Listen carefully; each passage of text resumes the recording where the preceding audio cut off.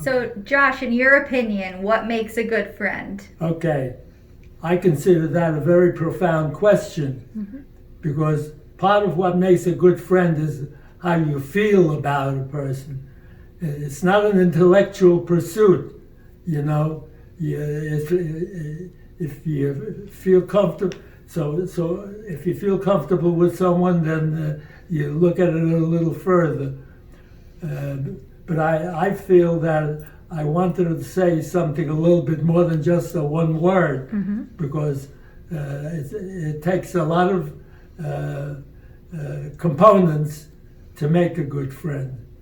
So I think similar values is very important. Not for everybody, but for most people, at least for myself.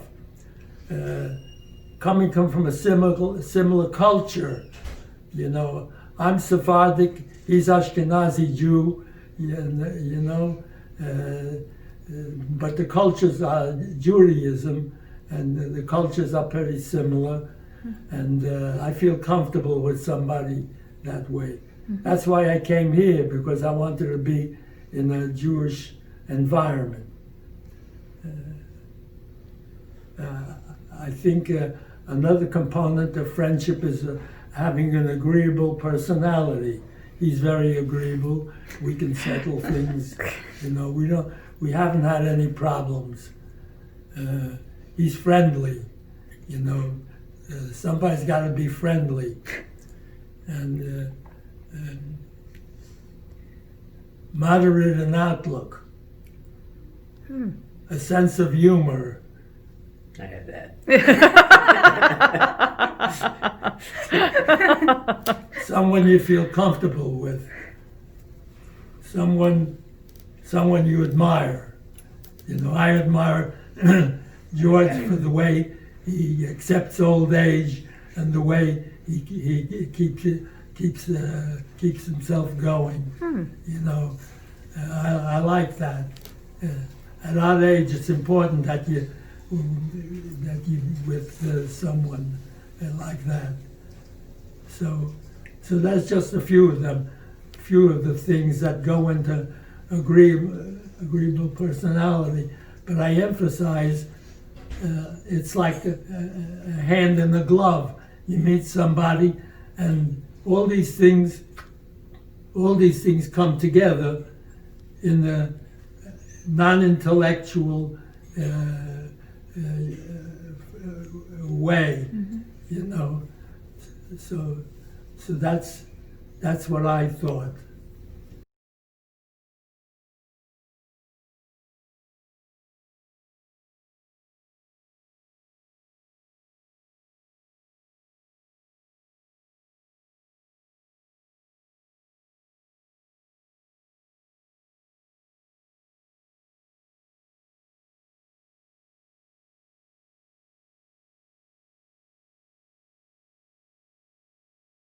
And there's a lot more. There's a lot of components to friendship which are not on a conscious level, you know. So that's why I made some notes, because too many things involved to make a friendship. I think that's a great outlook too, Josh, and it's wonderful how much you see in Joshua that you admire, and vice versa, that the two of you seem to admire that. And I think one of the best things, and it was noticeable, we all kind of chuckled, is that sense of humor, because I think that goes a long way in life, especially probably now, or just in life in general, because life can be difficult, right? And a sense of humor and having a best friend or somebody you can talk to is very important. Have you found that out too? Just having that person, sometimes just when you need somebody to talk to, is very important. Yeah, we do that.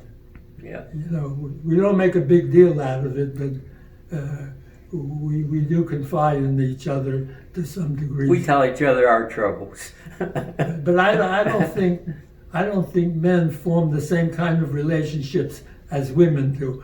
Women tell each other, from what I heard, the the things I would never dream of saying. Right, there are different relationships, different things go into the relationships, like you've said, absolutely. Yeah. Yeah. And another question, and it's something that, and forgive me for throwing something new out there, but just thinking about sitting here, as life goes on, do you feel that what goes into a relationship changes? Like, do you feel like what now you ask for a relationship now in life is different than 20 years ago or from when you were younger, maybe in your teens? Do you feel it changes, or do you feel those components stay the same? Well, of course, just like we change in appearance, we change in our attitude and what we believe in. As we get older, some of us get smarter and some of us don't. Talking about sense of humor. I called him up one day on the phone and he answered, "How are you?" He says, "I'm above ground." We were just talking about that. He said, so. Well, I like to joke about the inevitable. I don't like to dwell on it, but I think a sense of humor helps, especially at our age. So tell us about what you two like to do together. I know you spend a lot of time together. We don't spend a lot of time together. We take a walk.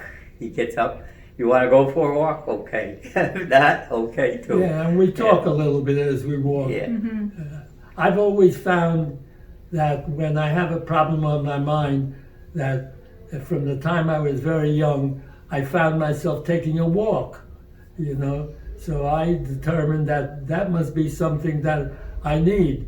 So throughout my whole life, I've always taken a walk. In the middle part of my life, the middle 30 years, I ran 5 miles every day, and in the middle of the day, and I enjoyed it very much. I had a friend named Tom.